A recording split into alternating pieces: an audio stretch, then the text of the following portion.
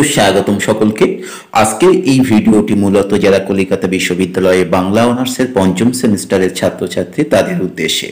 আমরা মূলত পূর্ববর্তী একটি ভিডিওতে 2024 সালের জন্য সিসি 11 পত্রের সাজেশন নিয়ে আলোচনা করেছিলাম, পাশাপাশি বিগত বছরগুলিতে আসা ছোট প্রশ্ন এবং তার উত্তর নিয়ে আলোচনা করা রয়েছে আমার অন্যান্য ভিডিওতে। তোমরা চাইলে এই ভিডিওর শেষে অন স্ক্রিনে ভিডিও লিঙ্ক থেকে কিংবা প্লেলিস্টে গিয়ে কিন্তু সেই সমস্ত পূর্ববর্তী ভিডিওগুলি দেখে নিতে পারবে।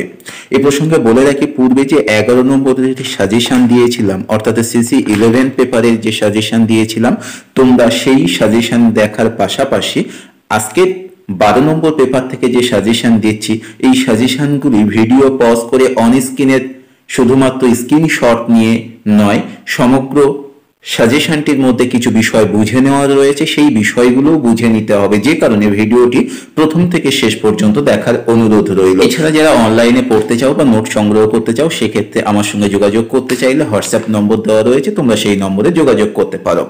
মূলত আমাদের মডিউল 1 থেকে দুটি নাটক পাঠ্য রয়েছে, একটি হলো বুড়ো শালিকের ঘাড়ে নো, একটি হলো মুক্তধারা। দুটি নাটক থেকে মূলত দুটি প্রশ্ন থাকে, এই দুটি প্রশ্নের মধ্য থেকে যে কোনো একটি প্রশ্নের উত্তর দিতে হয়।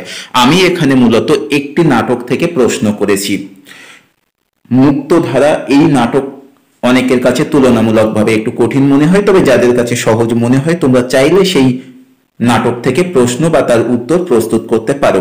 আমি এখানে বুড়ো শালিকের ঘাড়ে নো এই প্রহসনটি থেকে প্রশ্ন রেখেছি। এখানে মূলত দুই ধরনের প্রশ্ন হয়, এক ধরনের প্রশ্ন হয় চরিত্র ভিত্তিক, আরেক ধরনের প্রশ্ন হয় বিষয়বস্তু নির্ভর। সাধারণত একটি নাটক থেকে যদি চরিত্র নির্ভর প্রশ্ন হয়, তাহলে অপর নাটক থেকে বিষয়বস্তু নির্ভর প্রশ্ন হয়। যেহেতু আমরা একটি নাটক করছি, সেক্ষেত্রে আমাদের বিষয়বস্তু এবং ক্যারেক্টার বা চরিত্র এই দুই ধরনের প্রশ্নেরই কিন্তু প্রস্তুতি নিয়ে রাখতে হবে। সেই কারণে আমি মূলত বুড়ো শালিকের ঘাড়ে নো থেকে মোট 6টি প্রশ্ন রেখেছি। প্রহসন হিসাবে বুড়ো শালিকের ঘাড়ে নো কতটা সার্থক হয়েছে তা আলোচনা করো। বুড়ো শালিকের ঘাড়ে নো প্রহসনটির নামকরণ কতখানি সার্থক হয়েছে তা আলোচনা করো।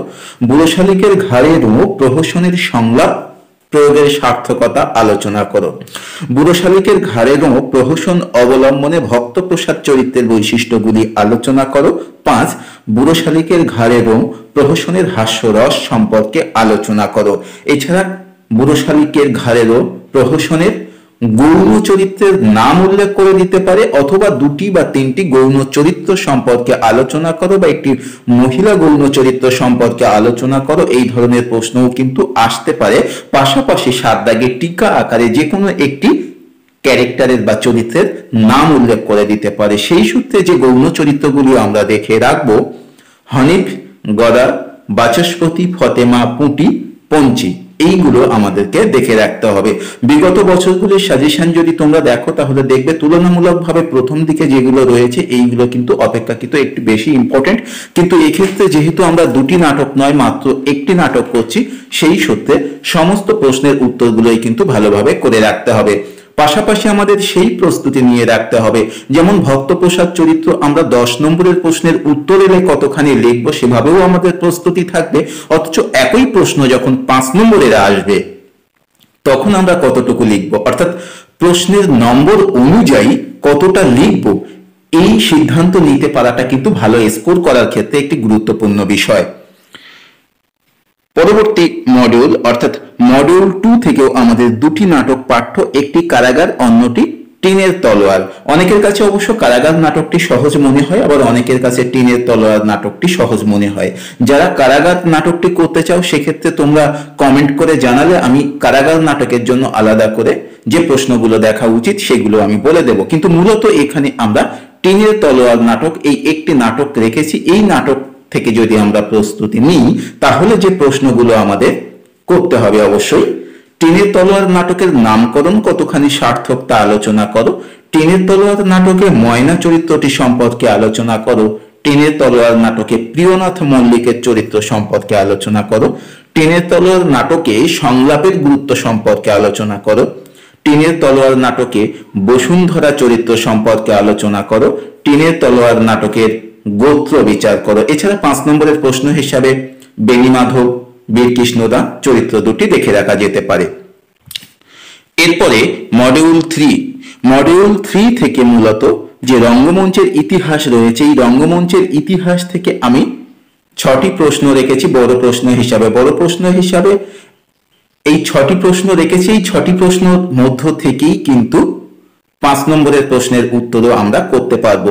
মূলত এই মডিউল 3-তে আমি 6টি প্রশ্ন রেখেছি একটি কারণে, যদি 7 দাগের যে প্রশ্নটি আসে সেই 7 দাগের প্রশ্নের উত্তর যদি একটি প্রশ্ন আসে মুক্তধারা থেকে, অর্থাৎ যে নাটক থেকে আমরা প্রস্তুতি নিইনি, আরেকটি প্রশ্ন এলো কারাগার থেকে, অর্থাৎ এই নাটক থেকেও আমরা প্রস্তুতি নিইনি, আমরা নিয়েছি বুড়ো শালিকের ঘাড়েরও এবং টিনের তলোয়ার এই নাটক থেকে। কিন্তু এখানে আমি প্রশ্নের সংখ্যা একটু বেশি রেখেছি এবং এমন ভাবে রেখেছি যেন 7 দাগে যে 5 নম্বরের প্রশ্নটি থাকবে সেই 5 নম্বরের প্রশ্নের উত্তর আমরা এখান থেকে অবশ্যই করতে পারি। 7 দাগে 3টি প্রশ্ন থাকে, যে কোনো একটি উত্তর দিতে হয়।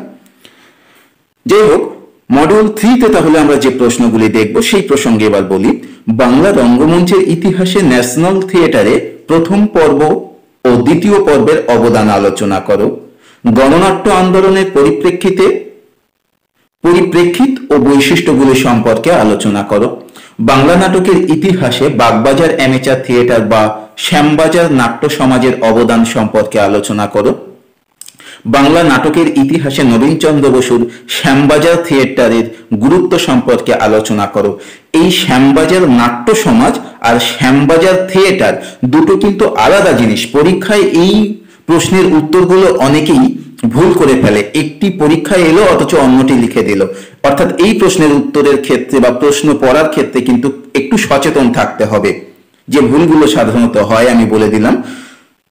5, বাংলা রঙ্গমঞ্চের ইতিহাসে লেরেডফ ও বেঙ্গলি থিয়েটারের অবদান সম্পর্কে আলোচনা করো।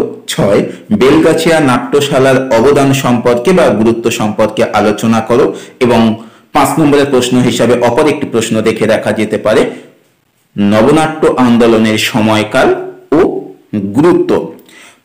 এছাড়া নাটক থেকে মূলত লাইন তুলে প্রেক্ষাপট জানতে চেয়ে, প্রসঙ্গ জানতে চেয়ে প্রশ্ন আসে। অর্থাৎ নাটক যেহেতু দুটির কথা এখানে বলেছি, সেক্ষেত্রে দুটি নাটক কিন্তু আমাদের ভালোভাবে পড়তে হবে।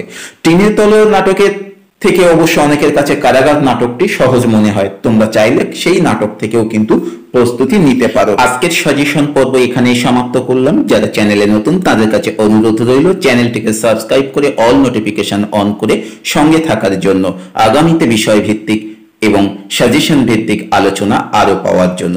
ধন্যবাদ সকলকে।